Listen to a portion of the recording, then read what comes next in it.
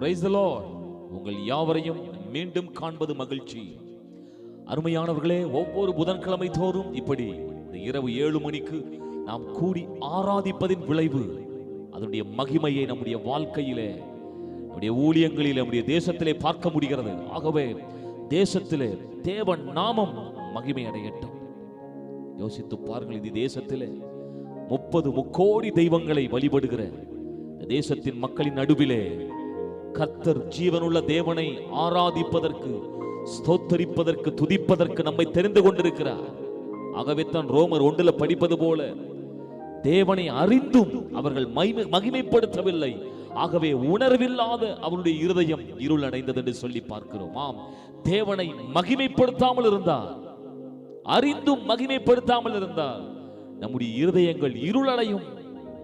நம்முடைய வாழ்க்கையிலே வெளிச்சம் உதிக்க வேண்டுமானால், நம்முடைய இருதயத்திலே ஒரு மகிழ்ச்சி, ஒரு சந்தோஷம் நிரம்பி வழிய வேண்டுமானால் தேவனை துதித்துக் கொண்டே இருக்க வேண்டும்.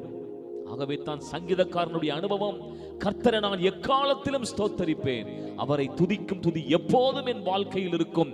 ஆகவே தான் நம்ம சொல்ல முடியும், கர்த்தர் என் வாழ்க்கையில எப்போதும் நல்லவர், அவர் எப்போதும் நல்லவர். அவரை நாங்கள் ருசித்து பார்த்திருக்கிறோம். கர்த்தர் நல்லவர் என்பதை நாங்கள் ருசித்து பார்த்திருக்கிறோம். ஆகவே நாங்கள் துதிப்போம், கர்த்தர் நல்லவர், அவர் கிருபை என்றும் உள்ளது. வாருங்கள், நம்ம சேர்ந்து தேவனுடைய நாமத்தை மகிமைப்படுத்துவோம். நம்ம சொல்ல முடியும், அவர் மட்டும் இல்லாவிட்டால் நம்முடைய வாழ்க்கை எங்கோ போயிருக்கும். ஆகவே தேவ சமூகத்தில் பிரியமானவர்களே, நம்ம சொல்லி பாடுவோம், நீங்க மட்டும் இல்லைன்னா எங்கோ நான் சென்றிருப்பேன்.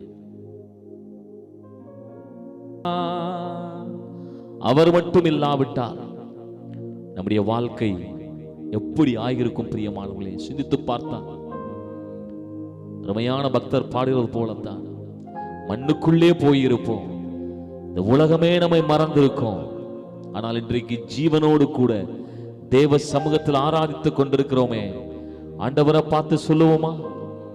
எப்படி சொல்வே, என்னென்ன சொல்வே, நீ செய்ததை 1 2 3 என்று சொல்ல முடியாதே. ஆம் பிரியமானவர்களே, ஆங்கிலத்தில் இப்படி ஒரு பல்லவி உண்டு, கவுண்ட் யுவர் பிளஸிங்ஸ். ஆம், அவருடைய ஆசீர்வாதங்களை, நன்மைகளை, கிருபைகளை எண்ணி எண்ணி எண்ணி அது சொல்லவே முடியாது.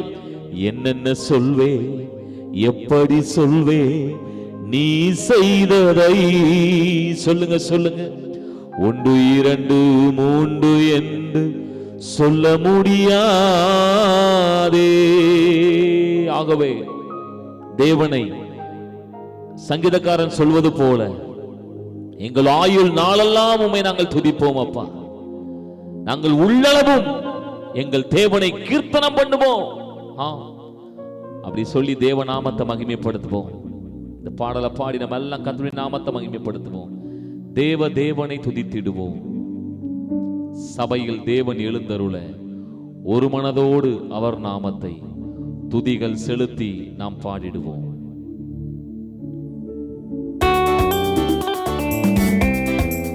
நல்ல கரம் தட்டி பாடலாம். தேவனை துதித்திடுவோம். கர்த்தருக்கே அல்லேலூயா, பரிசுத்தருக்கே அல்லேலூயா, ராஜனுக்கே ஆமென்.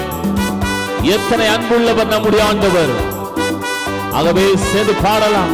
அவருடைய கிருபையை நினைத்து, நன்மைகளை எண்ணி ஆராதித்து, ஜீசஸ் வானத்தில் அடையாளம் தோன்றிடுமே, இயேசு மேகத்தில் வந்திடுவார், நாமும் அவருடன் சேர்ந்திடவே நம்மை ஆயத்தமாக்கிக் கொள்வோம். நாமும் அவருடன் சேர்ந்திடவே நம்மை ஆயத்தமாக்கிக் கொள்வோம்.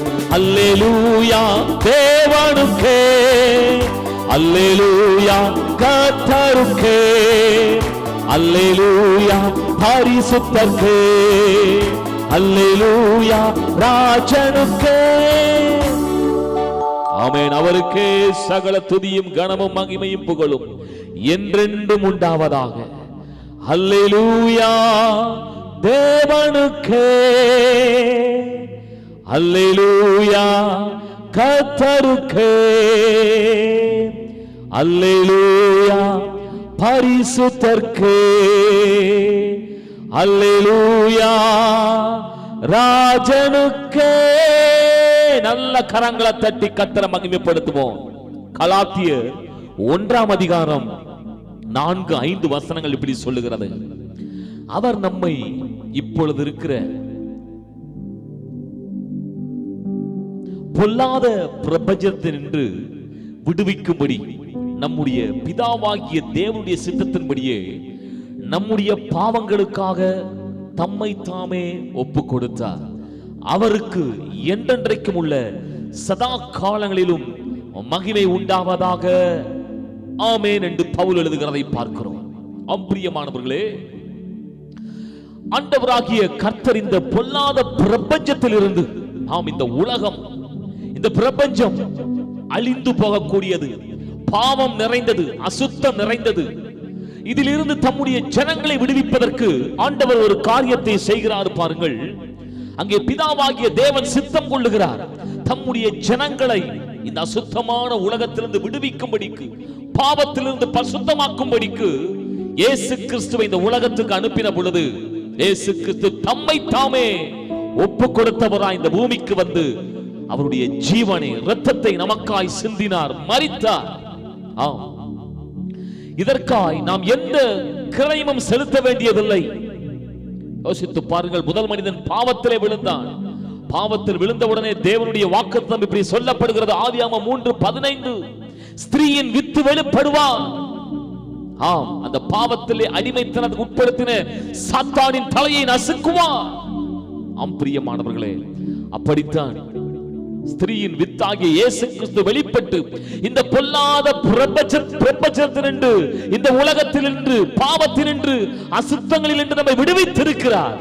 ஆகவே தான் பவுல் சொல்லுகிறார், இவருக்கு என்றென்றைக்கும் சதா காலங்களிலும் மகிமை உண்டாவதாக. எத்தனை பேர் இந்த வார்த்தைக்கு ஆமென் சொல்லி, இவர் எங்களை இந்த பொல்லாத பிரபஞ்சத்தினின்று, இந்த உலகத்தினின்று, இந்த அசுத்தங்களினின்று, பாவத்தினின்று எங்களை விடுவித்தார். இதற்காக பிதாவாகிய தேவன் சித்தம் கொண்டார். இயேசு கிறிஸ்துவானவர் சித்தத்தை செய்து முடித்தபடினாலே அவருக்கு நாம் என்னத்தை செலுத்த முடியுங்க? பவுல் சொல்கிறது போல, என்றென்றைக்கும் சதா காலங்களிலும் மகிமையை, துதியை, ஆராதனையை செலுத்துவோமாக.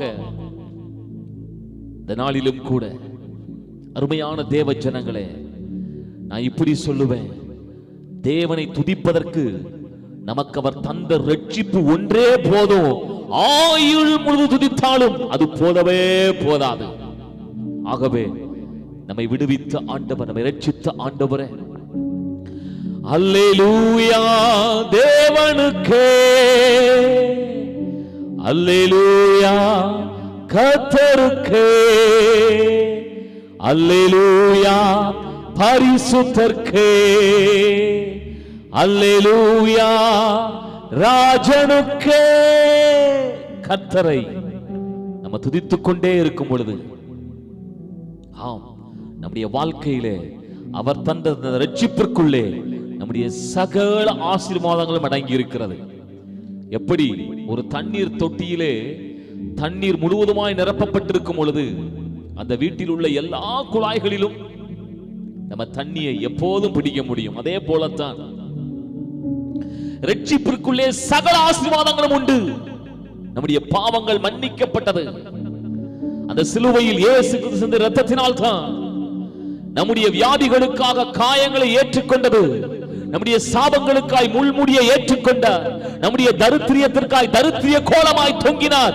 எல்லாவற்றையும் இயேசு கிறிஸ்து சிலுவையிலே செய்து முடித்திருக்கிறார். ஆகவே தான் இயேசு சொன்னார், எல்லாம் முடிந்தது. பிரியமானவர்களே, நமக்காய் எல்லாம் முடிந்தது, எல்லாவற்றையும் அவர் செய்து முடித்திருக்கிறார். ஆகவே தான் பவுல் சொல்லுகிறார், அவருக்கு என்றென்றைக்கும் சதா காலங்களிலும் மகிமை உண்டாவதாக. உங்களையும் என்னையும் மறக்காத ஒரு தெய்வம் உண்டு.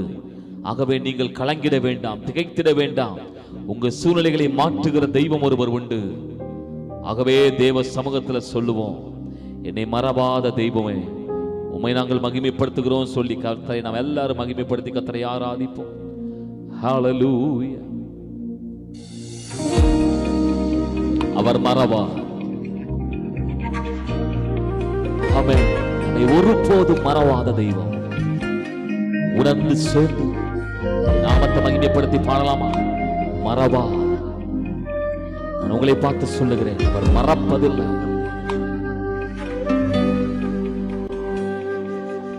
மறவா இயேசு மறவா, ஒரு ஈமை பொழுதும் உன்னை மறவா. மறவா இயேசு மறவா, உன்னை உருவாக்கின இயேசு மறவா. மறவா இயேசு மறவா, உன்னை ஒரு ஈமை பொழுதிலும் மறவா. மறவா இயேசு மறவா, உன்னை உருவாக்கின இயேசு மறவா. அழைத்தவர் உன்னை மறவா, அபிஷேகம் செய்தவர் மறவா. பாடுவோம். அழைத்தவர் என்னை மறவா, அபிஷேகம் செய்தவர் மறவா. மனிதர்கள் அன்பு நிலை மாறினாலும் மகிமையின் தேவன் உன்னை மறவா. மனிதர்கள் அன்பு நிலை மாறினாலும் மகிமையின் தேவன் என்னை மறவா. மகிமையின் தேவன் என்னை மற. சொல்லுங்க பிரியமானவர்களே, மறவா இயேசு மறவா, ஒரு இமை பொழுதிலும் உன்னை மறவா. சகோதரியே, சகோதரனே, இயேசு கிறிஸ்து உன்னை மறக்காதவர், கைவிடாதவர். உன்னை உருவாக்கின தேவன் மறவா. இஸ்ரவேலை காக்கிற தெய்வம் உறங்குவதுமில்லை, அவர் தூங்குவதுமில்லை. உன்னை காப்பதற்காக உன் பக்கத்திலே வலப்பக்கத்திலே நிழலாயிருக்கிறார். ஆகவே கலங்கிட வேண்டாம், சோர்ந்திட வேண்டாம், பயந்திட வேண்டாம். அவர் உண்டு.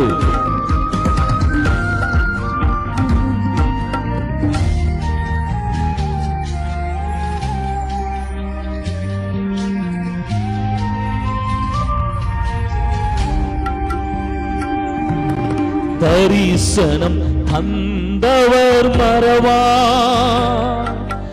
தாங்கியே நடத்திட மறவா. தரிசனம் தந்தவர் மறவா, தாங்கியே நடத்திட மறவா. எப்பக்க நெருக்கங்கள் உனை சூழ்ந்திட்டாலும் எலியாவின் தேவன் உன்னை மறவா.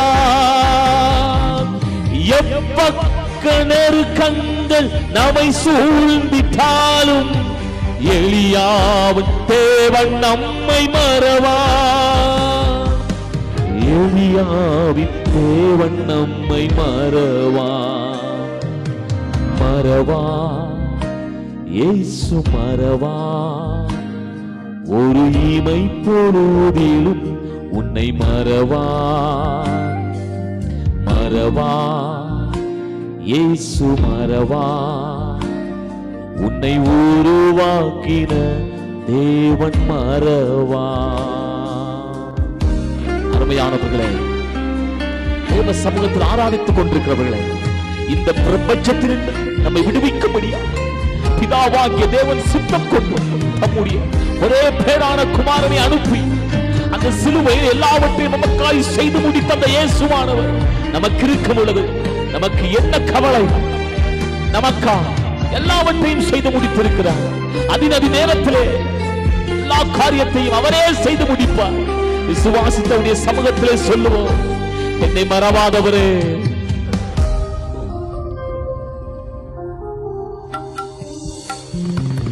வாக்கு தத்தம் தந்தவர் மறவா, வழி காட்டி நடத்திட மறவா.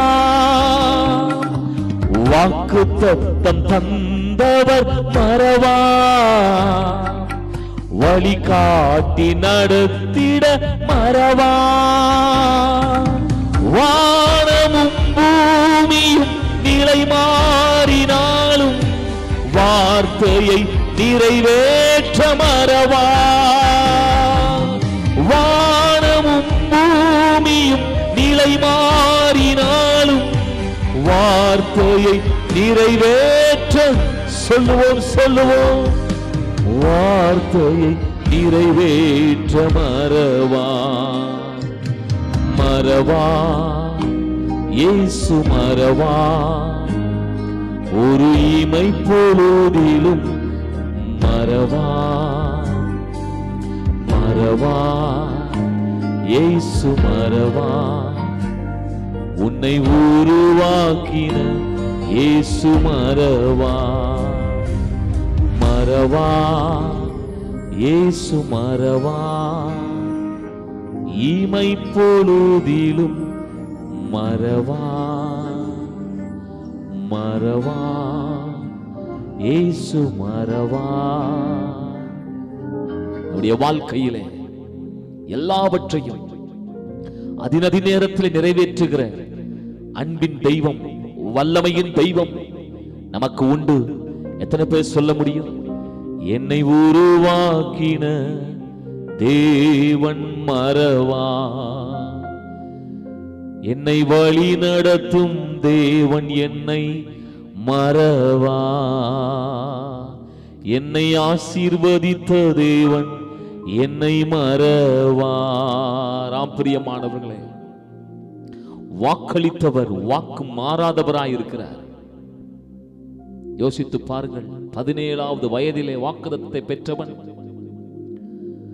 17 ஆண்டுகள் அவன் வாழ்க்கையிலே இந்த வாக்குத்தத்தங்கள் மறக்கப்பட்ட நிலையில் இருந்திருந்தாலும், அங்கே ஆபிரகாமுக்கு 75வது ஆண்டிலே அவனை அழைத்து 100 வயது வரைக்கும் அந்த வாக்குத்தத்தத்தை மறவாமல், யோசேப்பின் வாழ்க்கையிலே மறவாமல், தாவீதின் வாழ்க்கையிலே மறவாமல் நிறைவேற்றின அதே தெய்வம், என்னை உருவாக்கின தேவன் மறவா, என்னை உருவாக்கின தேவன் மறவா. சொல்லுங்க மறவா இயேசு மறவா, என்னை உருவாக்கின தேவன் மறவா. மறவா என்னை மறவா, ஒரு இமை பொழுதிலும் உங்களையும் என்னையும் மறக்காத தெய்வம். உங்களுக்காய் ஜெபிக்கிறேன். நல்ல பிதாவே, இயேசுவின் நாமத்தினால் இந்த ஆராதனையிலே கர்த்தரை உண்மையாய் ஆராதித்த தம்முடைய ஜனங்கள், நீ சொன்ன வார்த்தை இந்த பிரபஞ்சத்திலிருந்து விடுவிக்கும்படிக்கு, இந்த உலகத்தின் அசுத்தங்கள், பாவங்கள், எல்லா பொல்லாப்புகளிலிருந்து விடுவிக்கும்படிக்கு பிதாவாகிய தேவன் சித்தம் கொண்டு குமாரனாகிய இயேசுவானவர் அதை தம்மை தாமை ஒப்பு கொடுத்து செய்து முடித்தபடியினாலே நாங்கள் விடுவிக்கப்பட்டிருக்கிறோம். ஆகவே தர்மையான ஜனங்கள் இந்த பொல்லாத பிரபஞ்சத்திலிருந்து விடுவிக்கப்பட்டபடியினாலே அந்த பரலோகம் கொண்டு போய் சேர்க்கும் வரைக்கும் கர்த்தர் நீர் இவர்களை நடத்துவீர் என்று சொல்லி இவர்களை ஆசீர்வதிக்கிறோம். இந்த நாளிலும் கூட இந்த துதி ஆராதனையிலே வாரந்தோறும் இந்த புதன்கிழமை தோறும் இந்த இரவு 7 மணிக்கு உடைய சமூகத்தில் நாங்கள் காத்திருந்து துதிக்கிறோமே. ஆண்டவரே, கர்த்தர் எங்களை ஆசீர்வதிப்பீராக, வழிநடத்துவீராக. எங்கள் சகல துதி கன மகிமையை நீர் ஏற்றுக்கொள்வீராக. இயேசு கிறிஸ்துவின் நாமத்தில் எங்கள் துதிகளை ஏறெடுக்கிறோம் நல்ல பிதாவே. ஆமென், ஆமென். Thank you. God bless you. மீண்டும் நாம் அடுத்த வாரம் சந்திக்கலாம்.